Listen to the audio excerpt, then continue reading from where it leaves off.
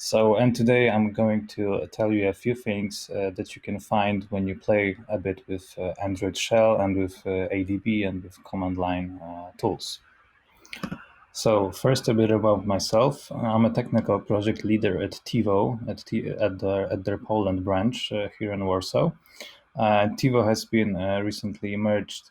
The company has merged with another one, which is Xperi, and we will take over their name in some sense, because so now it's more like Xperi than TiVo. I've been in a love and hate relationship with Android since late 2013, so it's getting close to like 7 years now. And I'm a big fan of Kotlin, clean architecture, and I really like to understand how things work under the hood, and I like to have a good understanding of what I'm doing. And I'm going to share with you some of the cool stuff I have found out over the course of my work at TiVo. So I've been working on a project called Stream 4K. This is targeted at the US market. This is basically an HDMI dongle which runs Android TV.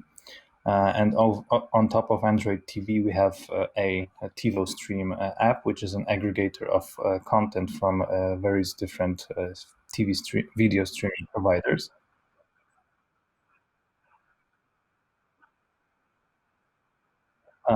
David, could you turn off your mic? This is an aggregator of content from different streaming providers like Sling, Prime Video, Netflix, Hulu. Many of them are not present in Europe, but what we do is we aggregate and recommend content from these different providers for our users. So, have you ever wondered what actually happens once you click this little green button that all of the tutorials tell you just to click it and not worry about what happens underneath? This is basically a good approach for the most part, but if you're curious, you may have found out that what happens actually is your app is installed using a command adb install with the name of your app .apk, and your app is started. The main activity of this app is started with a category launcher, so that the app thinks that it is started by the user. And here you have your app on the screen. But what happens next, you may have noticed that Android Studio somehow magically knows that your app is already running, and it offers you a possibility to apply changes or to apply changes and restart your activity. So how does it know it? It knows it with the help of something called ADB JDWP, which is an abbreviation for Java Debug Wire Protocol, which is a protocol used by Java virtual machines for monitoring state of the apps between the target device and the development machine. So what happens is we have an ADB server running on our development machine on localhost 5037, and we have an ADB daemon running on our target device, and they are connected either through USB connection or through an IP connection when they are in the same Wi-Fi or cable network. And when ADB daemon starts, it creates a server socket with a special name.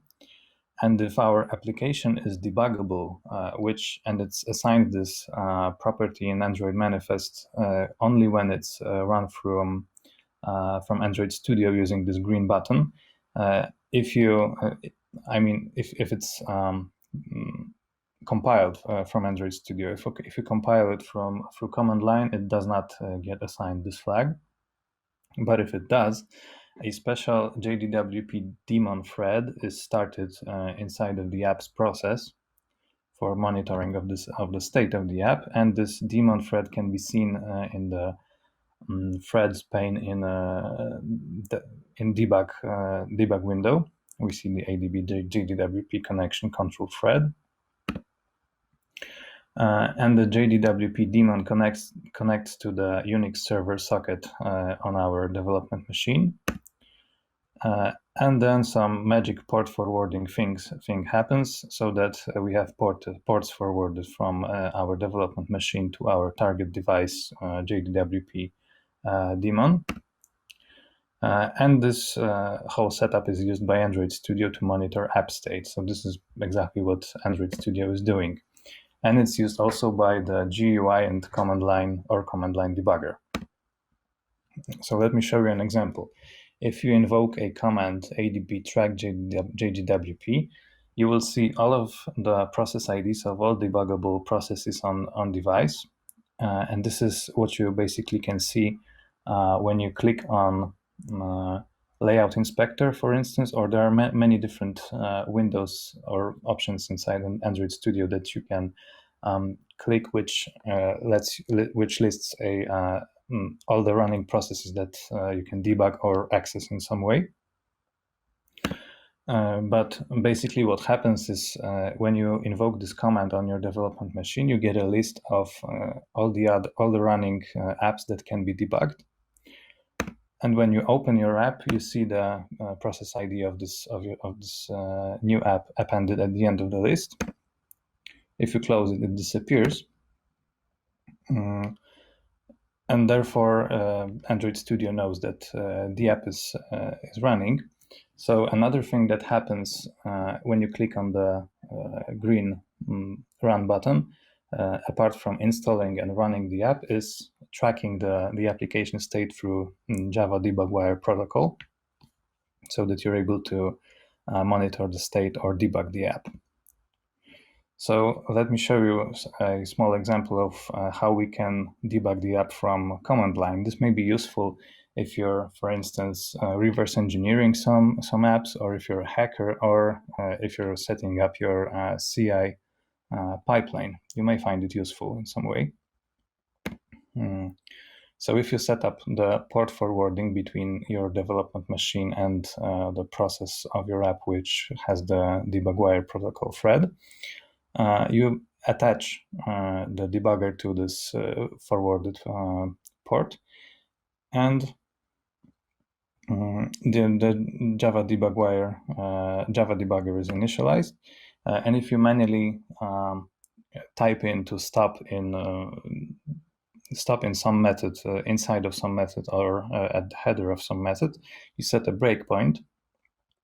And then when you click on the floating action button, as in my example, which invokes the some method, you hit the breakpoint. And once you hit the breakpoint, you may do many different things that you usually do with the GUI. Let me take a sip of tea. For instance, you can step in, step over, or change some variables. But the important thing is that you may do it from command line as well. You don't need GUI, so you can automate it in some way. If you type in step and press enter, you basically do a step forward in your code to another line, and on and on and on. And if you type in continue, you basically, this is the same as clicking the run button in the debugger window. And if you click on the floating action button again, you hit the breakpoint again. So this is basically how you could potentially automate debugging or reverse engineering or whatever you imagine. Another important, interesting thing that happens if you click the debug button in Android Studio is if you click on this particular button, the app is restarted, and and debugger is attached, and you can debug your app from the very start. And it's a pretty common, I think, misconception that some developers think that if they see this screen with the waiting for debugger pop-up, they think that the app is already running in the background somehow, and they are losing their initial state. But it's not true, because if we select that option, the app basically stops at somewhere in activity thread on the line 6300, and this is and the app displays this window. And this thing happens way before even the constructor of the application class is called. So it's way before a constructor of any activity or service is called. So we are safe to assume that we're not losing any initial state when we click on the debug button and wait for the debugger to attach to our process. So basically what happens when you click on this debug button, you start your activity with the -d flag, which is an indication that we want to debug the app and we want it to stop somewhere in this activity thread and wait for the debugger to attach. And what also happens is we are setting up port forwarding and the Java debugger. Yeah. So now we know how we could potentially automate some reverse engineering or CI if we ever need to automate debugging of our app. Now, what is the difference between ADB and Secure Shell? If you've ever been any close to embedded software development, using some embedded Linux or some other operating system, you probably interacted with your device in some way, but using Secure Shell or SSH. And you could have been using the certificate-based authentication or password-based, but it might have been the Secure Shell. So ADB has some commonalities with Secure Shell, but it goes way beyond what Secure Shell offers. So the main commonalities are that they are both interactive shells and they offer certificate-based authentication. But ADB also, on top of SSH, it offers us specific commands targeted at Android, like ADB install, ADB uninstall, ADB something something. Which SSH obviously does not offer, and it offers us a lot of different shortcuts, like for pushing and pulling files from certain places, and so we don't need to use any session control protocol or something for manipulating files. So what happens if we plug a USB cable to our device and we have debugging enabled is that we authenticate our development machine with the device, so that we make our target device trust the development machine, and it saves its RSA fingerprint in a special location, so that we don't ever again have to confirm that we want to debug the device. And this is what ADB offers us with the system level integration, because we're showing this window and there's some logic involved which is not contained in SSH if we wanted to use that. And by the way, SSH is not part of Android by default. We can add it if we want, but by default it does not exist on Android. So ADB is very interesting for yet another reason. And that's because it allows us to interact with our system on a pretty early stage of the boot up process. So when we boot our system, what basically happens is first CPU wakes up, then CPU runs the bootloader, and the bootloader runs some operating system. It can be recovery or our main operating system, and part of our main operating system is kernel, which above all it mounts the most important root file systems. It assigns properties, it assigns permissions to these file systems, and initializes drivers and kernel subsystems. And then once we initialize kernel, we spin up a first process on our machine, which is called init, and init again mounts some other file systems apart from the root file systems. It sets up permissions for these file systems, whether it's read-only or read-write permissions and for given users. And it also specifies the behavior of low memory killer or the out-of-memory adjustments. And what happens after init, I'll get back to init at some point in my presentation today, because that's not the end of init. But what happens next is native daemons are started, and native daemons are native daemons responsible for networking, for Bluetooth, for the boot animation, because what we see on the screen when the system is booting is some predefined animation which is stored in a specified place on the file system.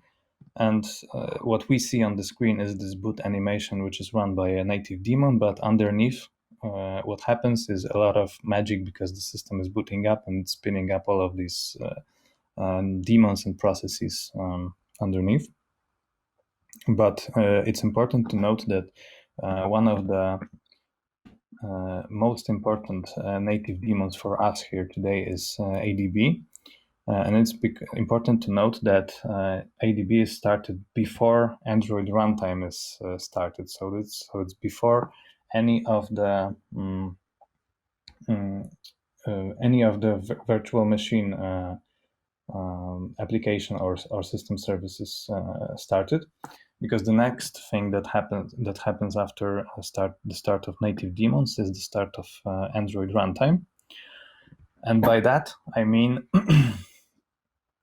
that we're spawning the zygote process, which has all of the resources. It has all of the preloaded Java classes, and the zygote is the root process, parent process of all the system servers, of system services, and then of all the applications that we see.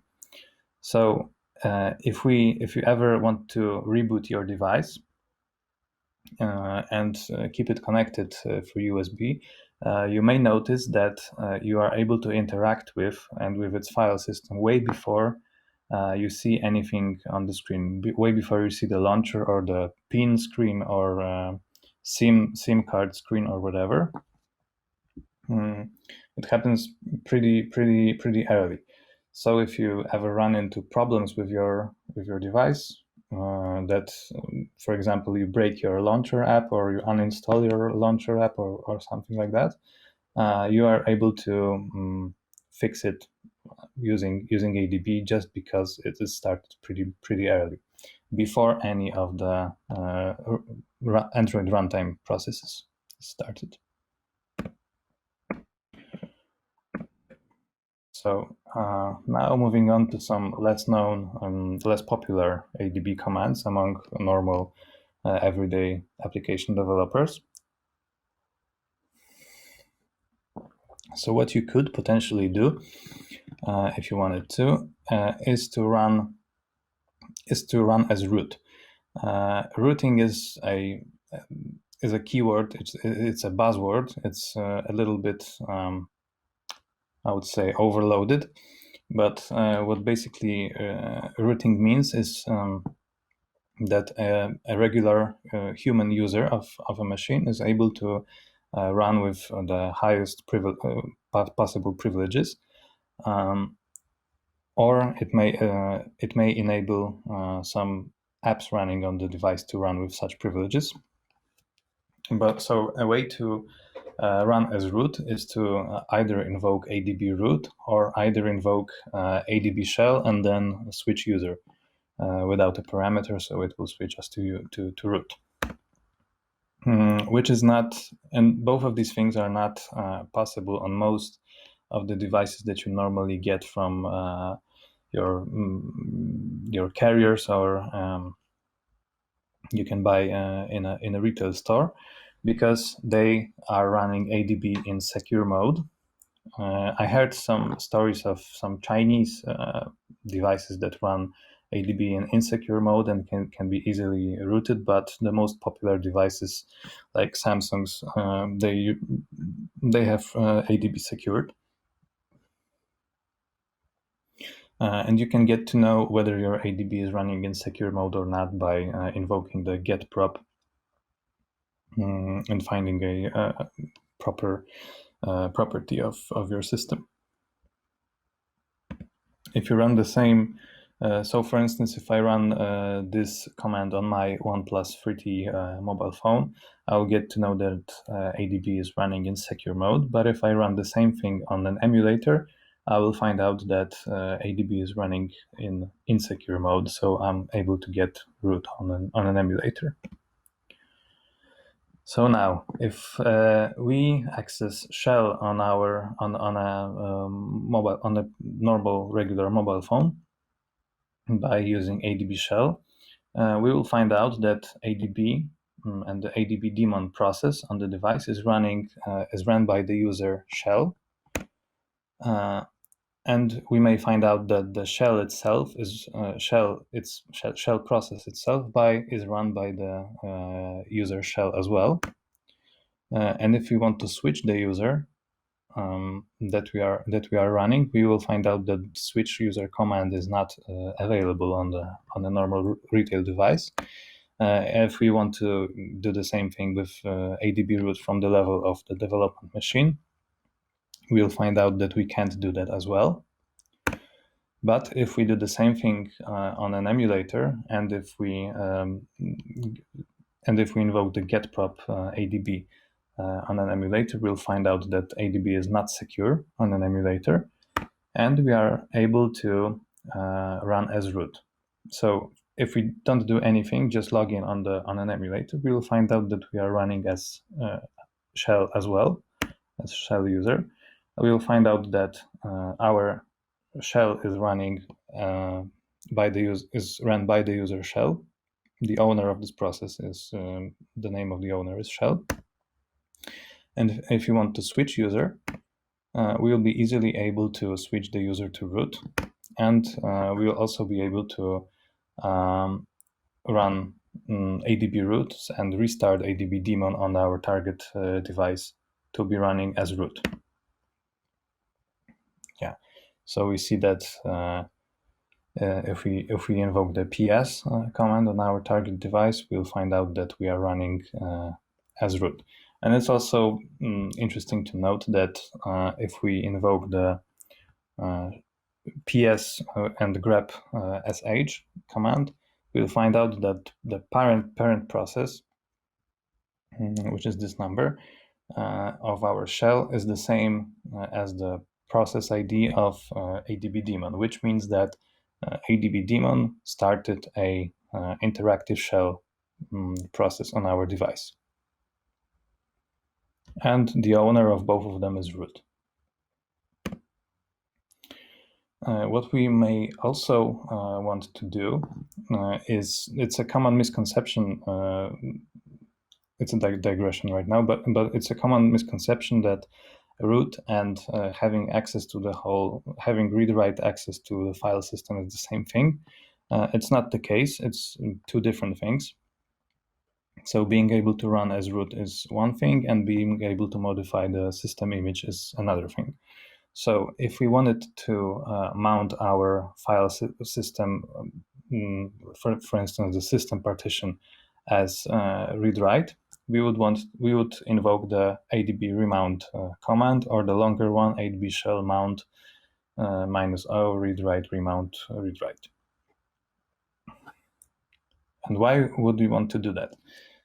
We as developers at TiVo, we frequently do that because what we develop is a system application, which for the purpose of development, it must run as a system application. So it must be pre-installed on the system partition, and it must have some system privileges, which are, again, privileges assigned only to system level apps. But it's important to note that all the pre-installed apps on our devices They are installed on the system partition in one of the two folders, and one is system/app, and the other is system/priv/app. And both of these files directories are mounted as read-only, and therefore we are not able to uninstall any of the pre-installed bloatware that carriers or manufacturers install on our devices. We are only able to do that once we figure out how to remount our file system to read-write. ADB also has interesting commands, like we can reboot our device from the level of ADB, or we can tell it to reboot to bootloader, or to recovery, or to the side loading of the new system image. And this command is pretty much reserved only for the line of Nexus devices, for which we can download system images from Google's website, and we can sideload them. Now, moving on to the Android shell itself. Once we get there, and let me recap that. We can access Android shell by typing in adb shell. So Android shell is pretty much the same thing as Linux shell, which means that it offers us, for instance, piping, or output redirection, or background execution. We can use environment variables, or conditional statements, as well as loops. These are all the things that we can do on Android. Apart from that, it also offers us a lot of command line utilities that come together from the project called Toybox on newer versions of Android, or Toolbox on older ones. I'll get back to that in a minute. But apart from that, from the level Android shell, we can also interact with system services, or applications, or user level applications, or we can interact with the file system. So what is Toybox? Toybox has its own, it's an open source project that comes together, that is bundled inside of Android, just like hundreds of other open source projects. And Toybox offers a lot of command line utilities that I will list in a second. But if you've ever been close to any system level or embedded development, you may have heard about something called BusyBox, which is basically an equivalent, but used for embedded Linux. For Android, Toybox is used as part of Android open source project. And here we can see it on the tree of Android open source project, Android platform external Toybox. And the utilities that come together with Toybox that we usually don't know that they are something different than just some command line commands are, for instance, PS, process status, print working directory, remove directory, touch, grep, reboot. All of these things, apart from grep and reboot, they come together bundled through Toybox. So basically, if there was no Toybox open source project as part of Android open source project, we would not have these utilities that we are so used to on other Linux distributions.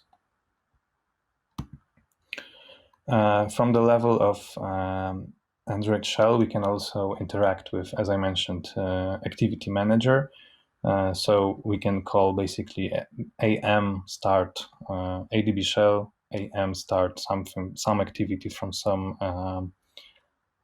application with some parameters, or we can start a service this way. As well, we can also interact with logcat. For instance, we could redirect the output of logcat to some file. And we could do that both from the level of our development machine by typing in adb logcat pipe to some file, or redirect, not pipe. Or we could do that from the level of our target machine by typing in adb shell logcat something. We can also interact with the Dalvik virtual machine, and it's pretty interesting to note that Android can run normal Java applications as well, apart from Android applications. And the main difference is that Android applications contain the manifest, activities, etc., etc., and they are always run as part of, together with the framework that comes bundled with the device. But we can also compile just regular Java applications for the Dalvik virtual machine, and we can run them from Android as well. So, for instance, we could have a fully blown Spring web server running on Android. That's not a problem at all. The only difference is that we would not be able to interact with it in a similar way that we interact with normal Android applications, because it would be a Java application. Another interesting command is the boot completed. And if you've ever been setting up a test lab or a CI pipeline which had UI tests, you may have heard about it, because anytime you spawn a new emulator, you want to know when its boot process completes, so that you're able to install the test app on it and run your espresso tests. So this is a system property, which is kind of like a similar concept to environment variables, but it's a system property. And what we usually do, what people usually do, is they once they boot the emulator, they periodically query this flag on the system, and therefore they know whether their device has completed booting or not, and they're able to continue. From the debug, for debugging purposes, you could also set properties, and for instance, you could set a property like debug layout and have the layout bounds printed. You could also do things like interact with the package manager by hiding and unhiding different packages. Why would you want to do that? For instance, if you're developing a launcher-like application, which is kind of what we do at TiVo as well, not for this exact project, but for different ones. We do develop launchers for Android TV. So if you have an Android TV device like NVIDIA Shield or a Xiaomi Mi Box, if you want to develop a launcher application for a device like that, you have to first disable the launcher that already exists there, so that you're able to use yours. And the way to do that is to hide the original launcher by using the package manager. And hiding here means that you cannot run the app, and it's not visible from the UI, from the launcher. From ADB shell, you can also interact with file system. Android's file system is pretty interesting. I haven't found a good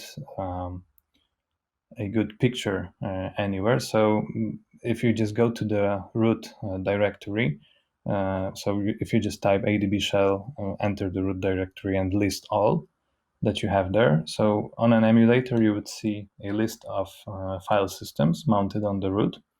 So the important ones are, for instance, system. So this is where framework is installed and where all the system applications and services exist. You have the vendor partition. And the vendor partition is interesting because it has because it contains all of the hardware abstraction layers implementations specific for particular hardware vendors.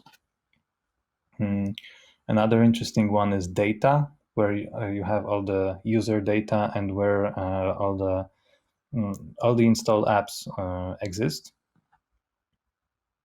And there are many other interesting file systems, but it's also interesting to note that we have the init. We have access to init here. We have a shortcut from system/bin/init because init is a binary. This is the init that I mentioned a few minutes ago, which is part of the boot process. So init is a binary, but it runs a few scripts which are specified here at the root of the file system. And if you take a closer look at the init.rc, for instance, by using a cat or some text editor or whatever, you would see basically a line by line, a litany of what happens when the system boots. So for instance, you mount a file system A, you assigned it permissions B, then you mount file system this and that and this and that, and then what happens closer to the end, for instance, you install system applications. So basically we go to system/app and you install every single app from the system partition, and this is all part of boot process. And it's very interesting to see what actually happens inside of this init. And what also happens is a low memory killer policy is set there. And low memory killer policy is specific for individual vendors. And we all know that, at least I know that, for instance, on certain Huawei or Xiaomi devices, I don't remember exactly, but it's one of them. There is a problem with running background services. And that's because they have made some changes in, well, I'm not sure about that exactly, but it's my gut feeling that they have made some changes into policies of low memory killer, and these policies are set in the init.rc file. And they could do that because these properties are not strictly mandated by Google in any way, so they were able to pass the compatibility test suite, which allows them, I don't mean Huawei right now, but Xiaomi or other vendors were able to pass the compatibility test suite together with having their own policies set for low memory killer.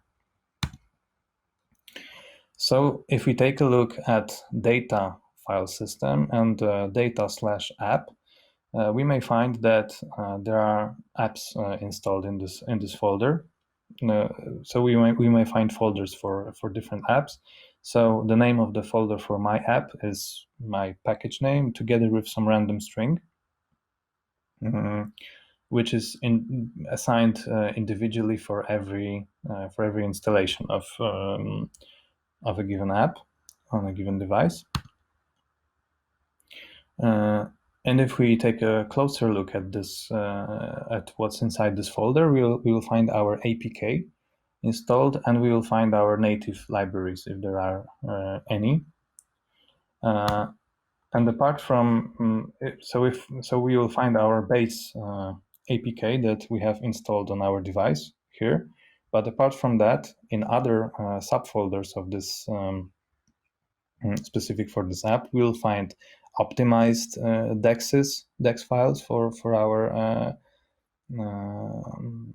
application, and we may find, for instance, shared preferences files or internal storage files and all the other stuff. I highly recommend to take a look at what's inside such a folder.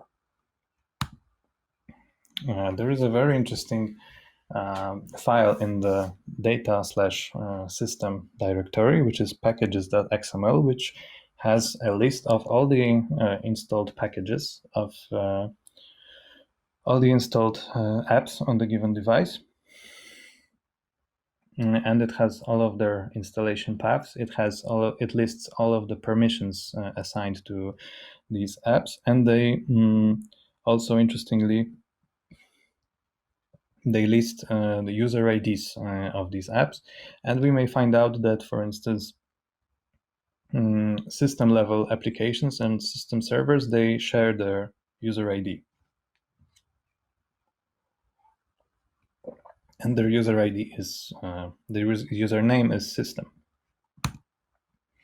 We can find another interesting XML file in the data/system/job, which is jobs.xml, which lists all of the background jobs assigned to job scheduler. And these jobs come both from system and user apps. And this file contains all the package names of jobs, and it has a history of when these jobs were running and what are the constraints for all these jobs. And we may find out, for instance, what jobs are scheduled for our on our device from what apps, when, and we may start asking questions: why are they there? Another interesting file system that we can get to from root is, as I mentioned before, the /system and /app or /privapp. And both of these are places where pre-installed system apps are kept. And in the first one, the normal permission level apps are kept, but in the other one, the privileged apps are kept. And privileged here means that these apps are able to access non-public APIs. Another very interesting place is system/framework, because it contains a very interesting file called framework.jar. And framework.jar is basically the whole, what we can call the Android framework, which Android framework consists of files like view, like context, like activity, like application, and all the other subclasses of these. And they all reside their system level and their the versions of these files that come together with the system, together with the whole view and layouting system. They reside in the framework.jar file. So, for instance, if there are some differences in displaying of certain UI elements on devices from Samsung or from Xiaomi, if you find any, these differences are there because these manufacturers have introduced some changes in inside the classes that made their way to framework.jar. And it's also interesting. Yeah. Oh, okay. Okay, and it's also worth noting that Android Studio has its own version of this file from which you are able to access framework APIs. And the framework.jar file that's on your target device is like the full one. And Android Studio has the stripped down one because it doesn't have the hidden APIs. And this is an example of a hidden API that's inside activity. So you basically have a method that's assigned a hidden value, and you're not able to access it fully and take a look at the autofill client, for instance. To get the list of all the binaries that you can interact with, you could list the contents of system/bin. And as you can see, there are 27,000 of binaries that you're able to interact with from command line.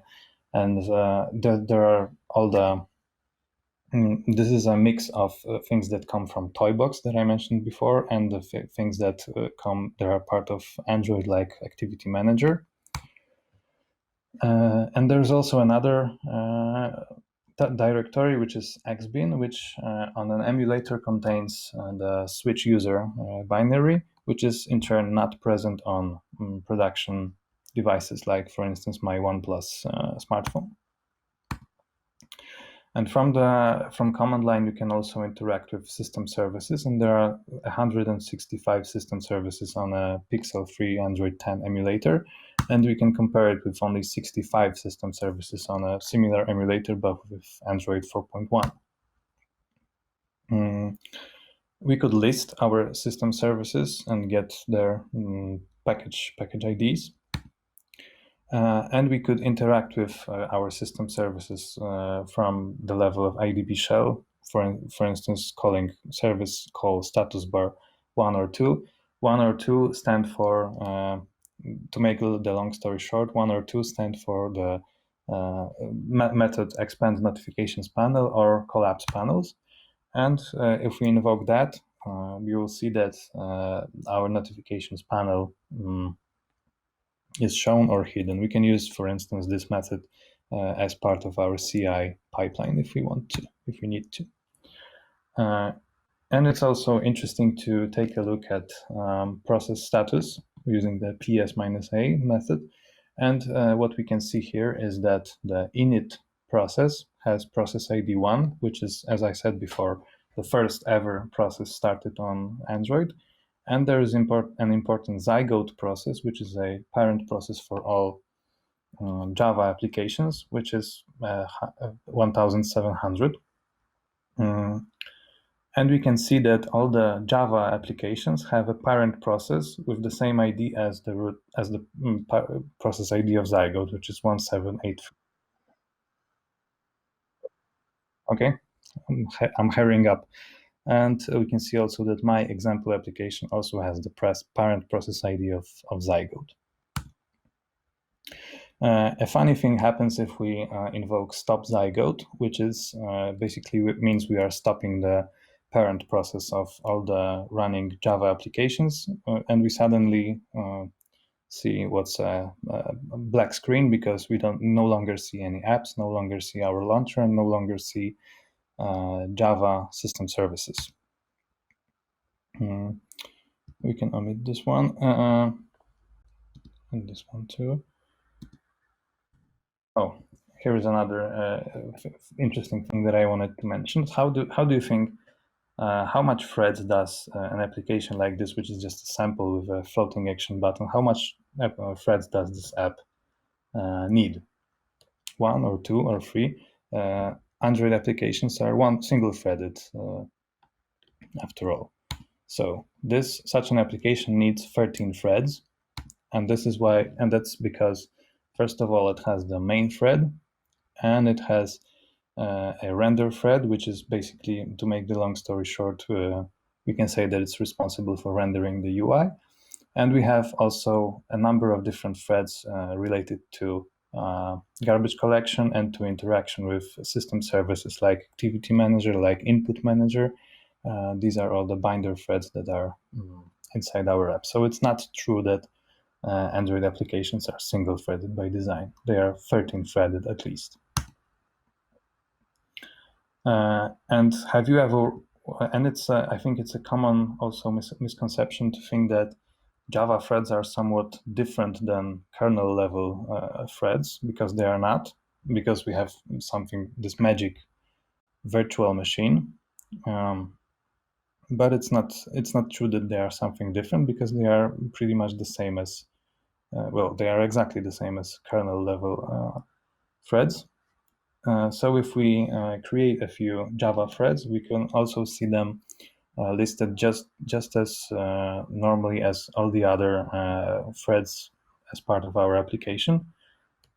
So it doesn't mean anything that they are invoked from Java. We can also see them in the Java debugger in Android Studio. You can see the list of all of our running threads, and we can suspend them, stop them, and make them run. Another interesting thing is dump sys.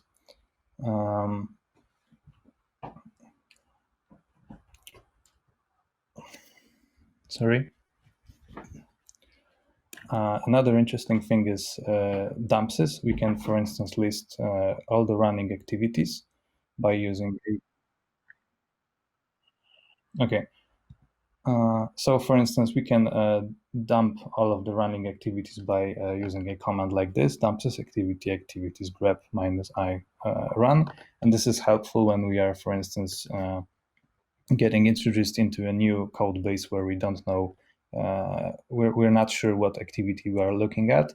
We can run dumpsys, or we can debug our job scheduler jobs, and we can also force them to run by using a command job scheduler run -force something something with some the job ID with some parameter. I highly recommend you to read this book, Embedded Android. It helped me a lot. I read it like in one on one breath, we can say. It helped me a lot in understanding what are the internals of Android. It's a little bit dated nowadays, but all of the basic core concepts still stay. Thank you. Thank you, Wojtek. We'll now switch to Slido to questions. There are two questions. If anybody has more, please add them to Slido now.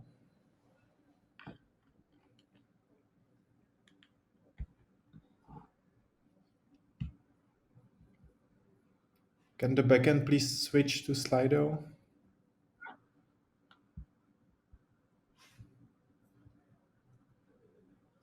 Yeah. How do I switch to Slido? So I can read the question. So Okay. have you ever bricked a device with ADB or flashing? And if you did, how to prevent it? Oh yes, so I have bricked a device I numerous times. Fortunately, these were development devices, not my own. And there's no way to prevent it because you can brick your devices in a million different ways, and there are then million different ways to fix it once you do it. So there's no way to prevent bricking. Another And question: is there some UI which would do all these ADB commands like developer settings? So there are many different like open source projects with apps that if you run them, they under the hood they invoke all these ADB commands, but I don't think they are very helpful because in the end you always end up needing something that somebody hasn't thought about. So you have to memorize, you have to figure out your own ADB commands to do the things that you'd like to. So no, I'm not aware of an app that would do that would be helpful. But it's also interesting to note that from the level of a normal Android app, you are able to invoke ADB commands as well using the Runtime API, runtime.exec or something like that. nice. So thank you, Wojtek. Wojtek will now move to the 3D board. There is a speaker's corner, and he can ask. You can ask him more questions almost in person. In the beginning, I gave you wrong information. The speaker's corner is not next to the desert stage. It's actually near where you spawn when you launch the game. It's next registrations in the game. Next to registration, there should be a sign called Desert Stage Speakers Corner. Okay. So you can go there and talk to Wojtek. While you are there, you can also look around. You can visit partners booth. There are some surprises for you. You can unlock some special things in the 3D world and also in the real world. And right now I will enable a poll for rating. So now rating is enabled for Wojtek's talks. Please rate so he has some feedback. And we will meet again here for the next talk at 16:05 Prague time. Thank you. Talk to you later. Bye bye. Thank you. Bye.